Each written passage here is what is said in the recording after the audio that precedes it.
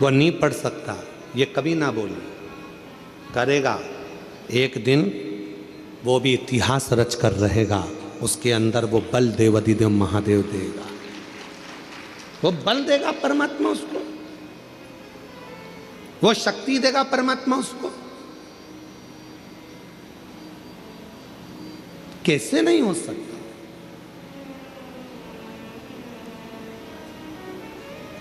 एक पत्र है, अच्छा है।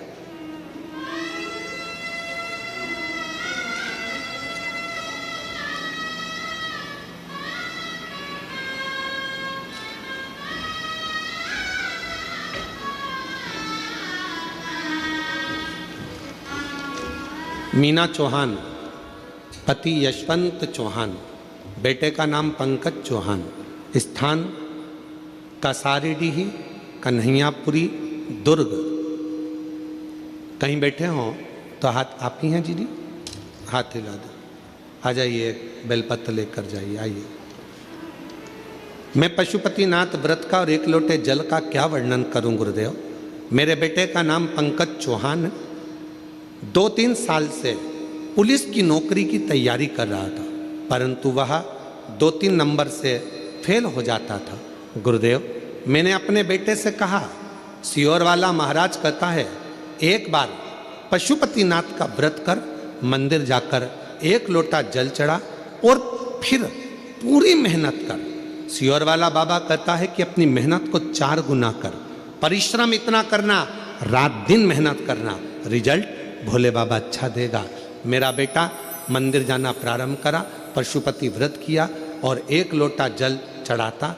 फिर वह बाबा की ऐसी कृपा हुई, उसने एग्ज़ाम दिया और बाबा की कृपा से 16/12/2025 को बाबा की कृपा से जो उसने पूर्व में एग्ज़ाम दिया था उसमें उसने क्लियर करा और 16/12/2025 को उसका ज्वाइनिंग लेटर आ गया और मेरे बेटे का पुलिस में नौकरी लग गया।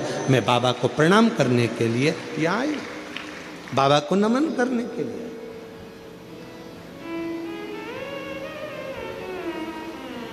आप क्यों कहो अपने बच्चों से कि तेरे बस का कुछ नहीं है?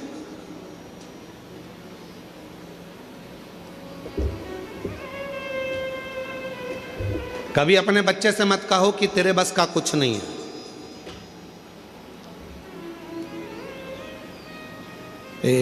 उस बच्चे का स्मरण में हमको नहीं आ रहा जिसने बल्ब की खोज करी थी, ये लाइट जो होती है ना बल्ब, इसकी खोज करी थी। तो उसके स्कूल से उस बच्चे के लिए लिखकर एक लेटर दे दिया गया था और कह दिया था तुम्हारा ये बच्चा बहुत ज़्यादा विद्वान नहीं है, अक्ल नहीं है, मूर्ख है, इस बच्चे को तुम अब कभी स्कूल मत भेजना, इसको निकाल दिया गया। माँ को लाकर लेटर दिया तो माँ ने पढ़ा, बच्चे ने पूछा माँ इसमें क्या लिखा है, माँ ने कुछ नहीं बताया, कहा तुम्हारा बेटा पढ़ने में बड़ा होशियार है, हमारा स्कूल इस बच्चे के लायक नहीं है, बच्चे के लायक हमारा स्कूल नहीं है। बच्चे ने कहा माँ फिर मैं कहाँ पढ़ूंगा? माँ ने कहा तू मेरे पास पढ़ना, घर में पढ़ना।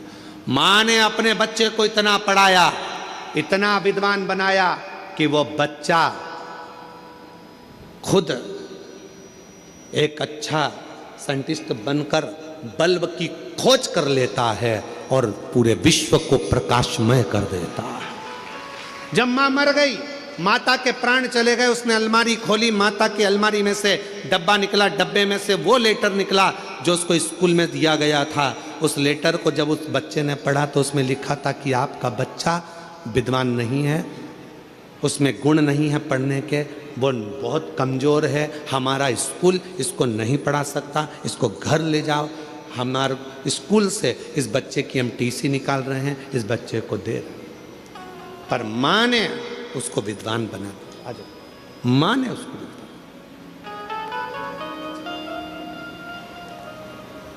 अब ये माँ है ना, इनने भी अपने बेटे से कहा ना कि वो सियोर वाला बाबा कहता है मेहनत को 4 गुना करो, पढ़ाई रात दिन करो, 2-4 नंबर से अगर रुक रहे हो फिर मेहनत करो।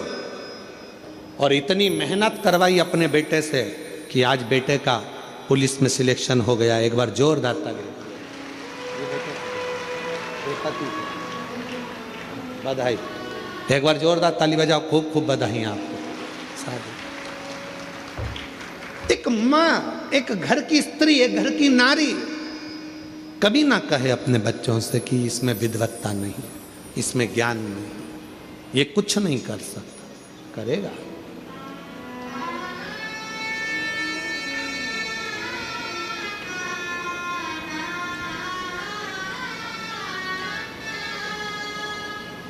कौन है जो नहीं पढ़ सकता? करेगा। अमीर बनना सरल है, अमर होना जम के बोलो कठिन है। पर जिसने 4 बातों को स्मरण कर लिया वो भी अमर हो गया। अमर होने के लिए कुछ नहीं कर सकते तो एक काम तो जरूर करना। क्या करना है अपने को? एक पेड़ लगाना, वृक्षारोपण करना, भारत की भूमि को फिर ग्रीन करना, हरा भरा करना, फिर करना, अमर होना। पार्वती जी कंठ में पहुंच गई और मां आदिशक्ति पार्वती जी ने कंठ में जाकर विष को रोक दिया। विष को रोका। विष रुका है। अगर मां नहीं पहुंचती तो विष नीचे उतर जाता। मां ने उसको कंठ पर रोक दिया। कंठ पर।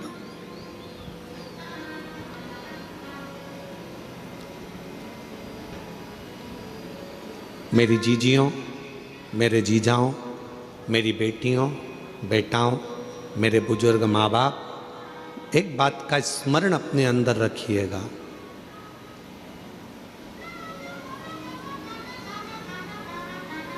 क्लेश को, अशांति को, अपशब्द को, बेकार विचारों को, बेकार सोच को आप घर के बाहर रखिए, घर के भीतर नहीं। घर के भीतर नहीं।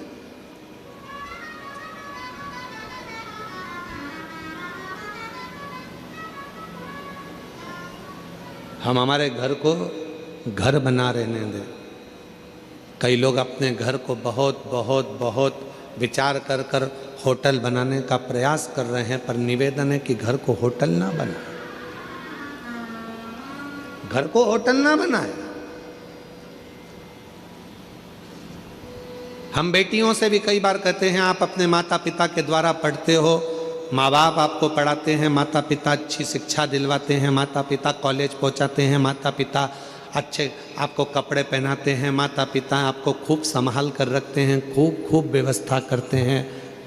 और जब आप बड़ी हो जाती हो, बड़े हो जाते हो, अच्छे कॉलेज में पढ़ जाते हो, आपकी जॉब लग जाती है, आप अच्छा कमाने लगते हो, फिर आप सोचने लगते हो कि अब मुझे मेरे माँ बाप की जरूरत नहीं।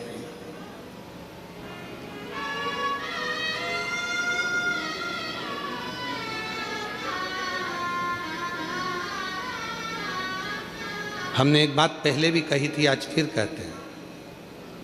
ये जितनी अदालत में शादियां हो रही हैं, हम उसका विरोध कभी नहीं करते। हम नहीं करते। खूब करो, अदालत में शादी करो, मना नहीं है, कोर्ट मैरिज करो, मना नहीं है, पर कोर्ट में भी जहां जहां पर बेटा बेटी अपनी शादियां करते हैं उस जगह पर एक नियम लागू होना चाहिए कि तुम्हारी शादी में तुम्हारे माँ बाप का होना जरूरी है। बाप का घर, पिता का घर, माँ का घर कोई होटल नहीं है कि तुम रहे, बचपन निकाला, पढ़ाई करी, माँ बाप का खर्चा करा, खूब पढ़े, अच्छे कपड़े पहने, माँ बाप ने अच्छे कॉलेज में पढ़ाया, स्कूल में पढ़ाया, विद्वान बनाया, सर्विस लगाई, नौकरी लगाई, बाहर शहर में भेज दिया, और बाद में जब तुम्हारा संबंध का समय आया तो तुमने अपने माँ बाप के चेहरे पर कालिक पोंछ दी और तुम चले गए शादी करने के लिए।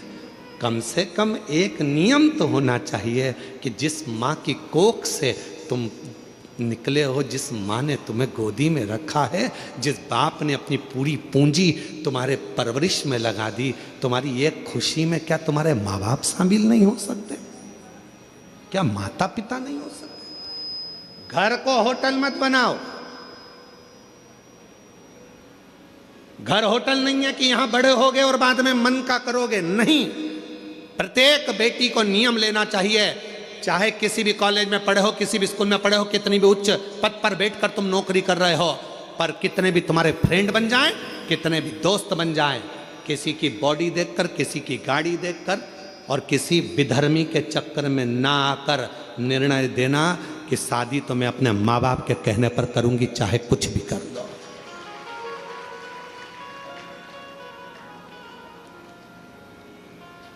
अभी हम लोग बस्तर कथा करने के लिए गए तो एक गांव में हम लोग पहुंचे, जिस गांव में हमने जाकर थोड़ा सा मालूम करा तो बड़ा विचित्र खेल हमको मालूम पड़ा। विचित्र खेल था, थोड़ा मन पछोट गया उस खेल को देखकर।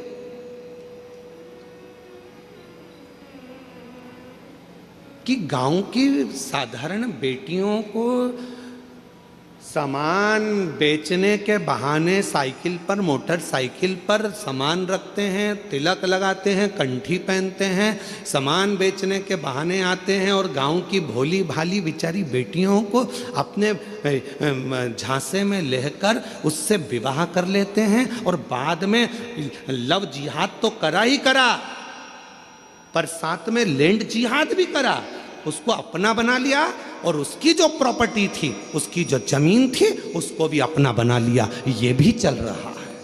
इसको बचना है, संभलना है।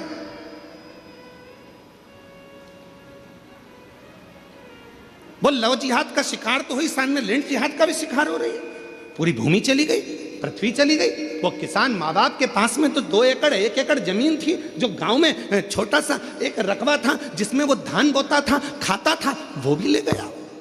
और अब वो बेचारा किसान खेत में जाके कोर्ट में केस लड़ रहा है। समझिए,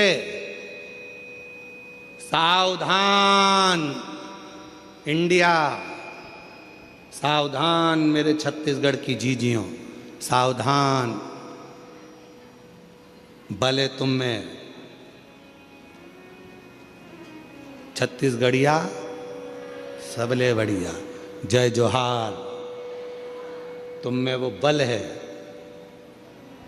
एक अंदर से संकल्प लो कि हम, हमारे घर की बेटियां संकल्प ले कि कभी भी हम हमारे माँ बाप को धोखा नहीं देंगे, हम हमारे माँ बाप को कन्यादान का मौका देंगे। सावधान, बहुत जरूरी है। पार्वती जी बैठी हैं कंठ में, विष को नीचे नहीं आने दे रही हैं। विष को अगर एक महिला सोच ले, एक नारी सोच ले, एक स्त्री सोच ले, तो घर के अंदर बुराई नहीं आ सकती, घर के अंदर बुरे विचार नहीं आ सकते, घर के अंदर बुरा खाना नहीं आ सकता, घर के अंदर बुराई, बुरा खाना नहीं।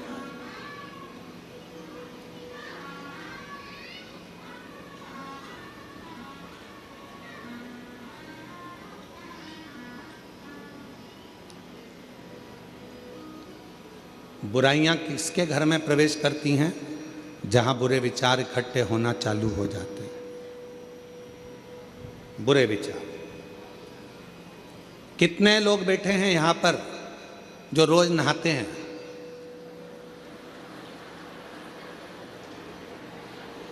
अरे हाथ तो उठाओ। सब नहाते हो? चल रखो, बहुत अच्छी बात।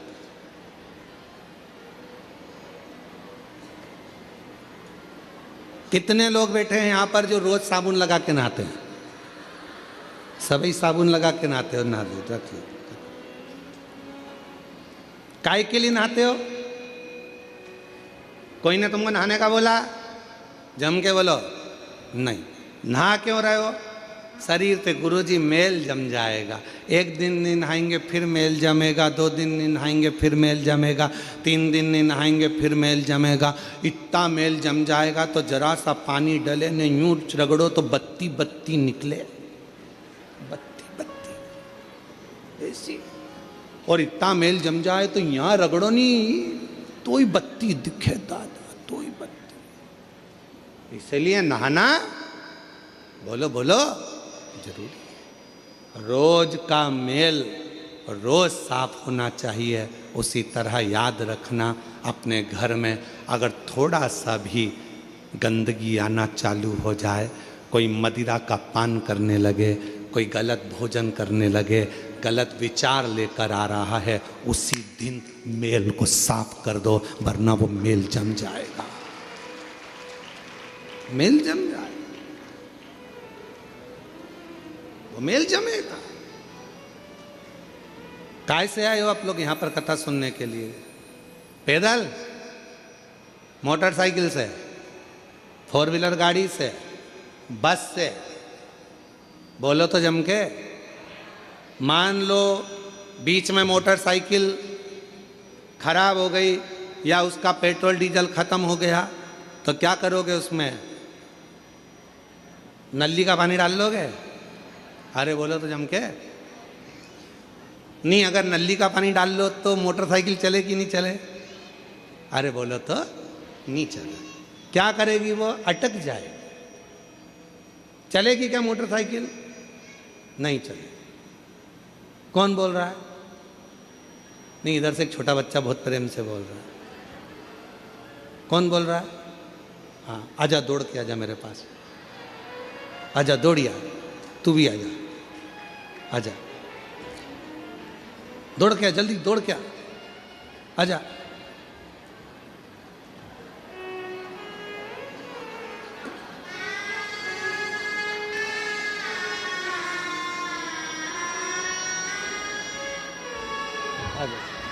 बैठ जा, तू भी आ जा, इधर आ, इधर आ, बैठ जा इधर। अब तू कहाँ बैठेगा बेटा? इधर साइड बैठा दे, इधर इधर इधर।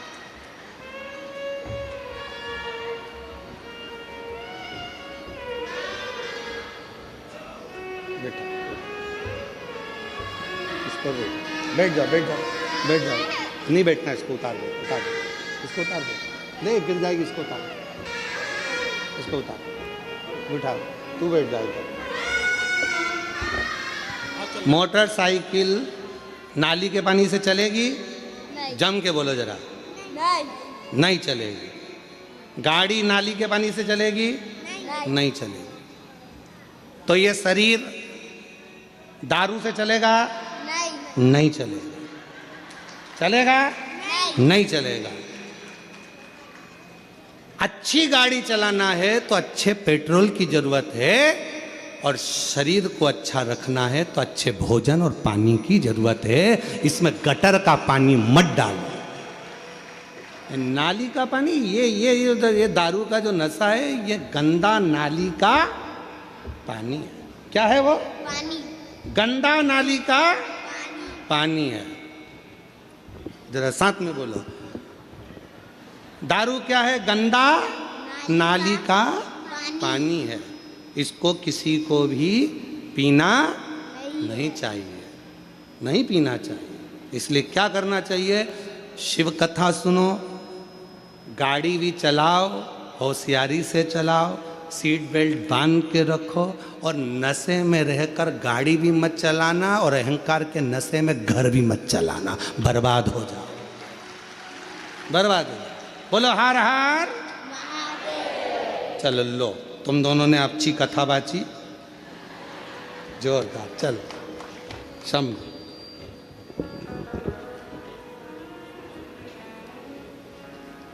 सीख लो, और नहीं हो तो चुल्लू भर पानी। इतने इतने से बच्चे सीख दे रहे हैं कि गंदी नाली का पानी मत पियो।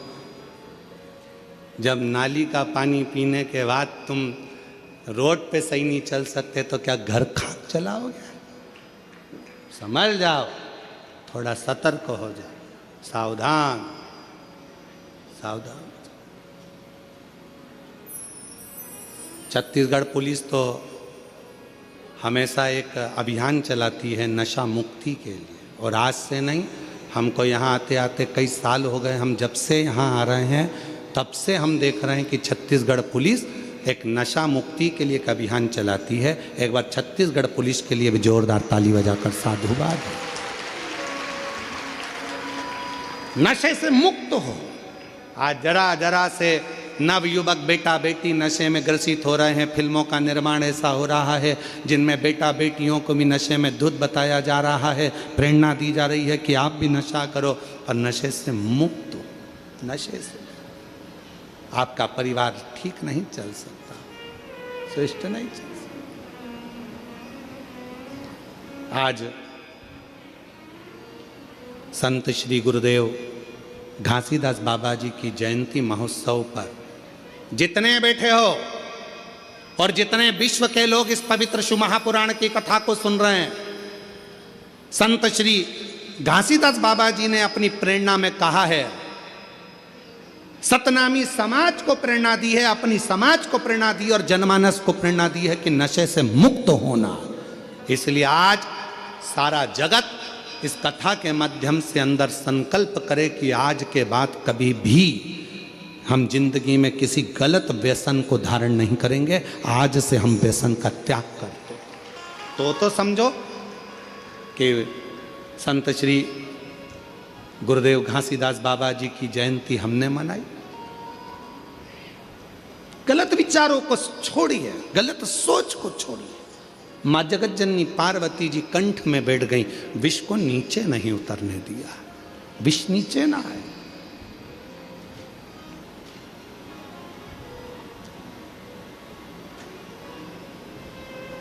ये विष जब नीचे उतरेगा तो बर्बाद कर देगा, बर्बाद।